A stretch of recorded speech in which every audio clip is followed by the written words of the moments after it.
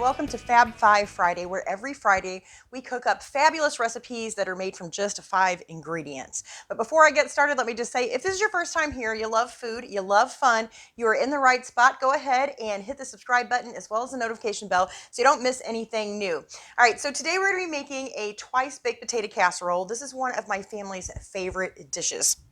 And it's one of my favorites too because I happen to make this in my Rockcrok. So for me, this is a one pot deal, like hardly any mess or cleanup or any of that. So you can make this in whatever, pans or pots that you have available. But basically I went ahead and fried up some bacon on the stovetop and I did it right in here. So you cook it in the microwave or however you cook bacon. I've got about five slices here, and I'm just leaving the grease in the pan. Now to this, I am going to add about 3 pounds of chopped potatoes. So I've done peeled and chopped these. And then I'm also going to add in about 3/4 of a cup of, now what I used was broth-based seasoning. And you just mix like 2 tablespoons of this, I think, to a cup of water. So this is what I use. You can use chicken broth, chicken stock, whatever you have on hand. And then we're just going to kind of stir this just a little bit.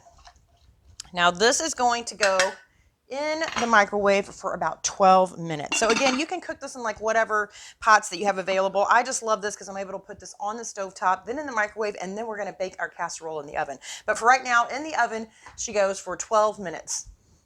All right, so 12 minutes is up, and our potatoes should be cooked almost all the way through. At this point, I'm just going to take a potato masher, and I'm just going to mash them just a little bit. We're going to try to work in some of the chicken stock that's still in here. And then once we've got them mashed to the consistency we want, we're going to go ahead and add a few pinches of salt. Potatoes always need a lot of salt. A little bit of pepper.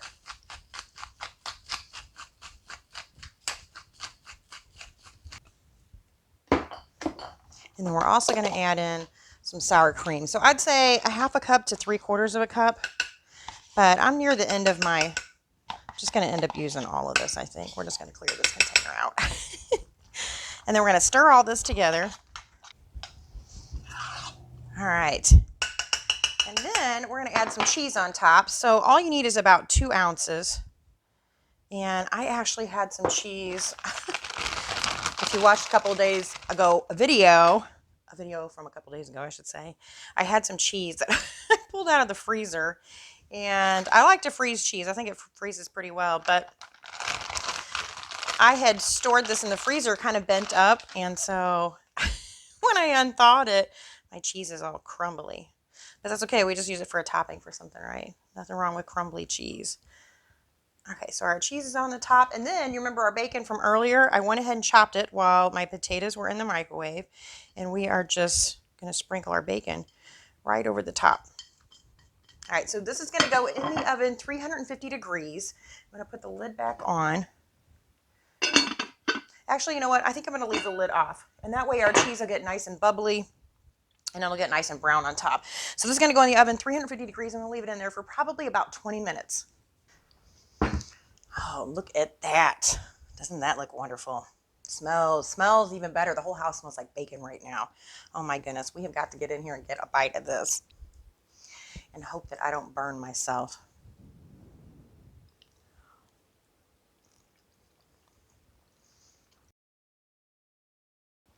The bacon. I just love bacon.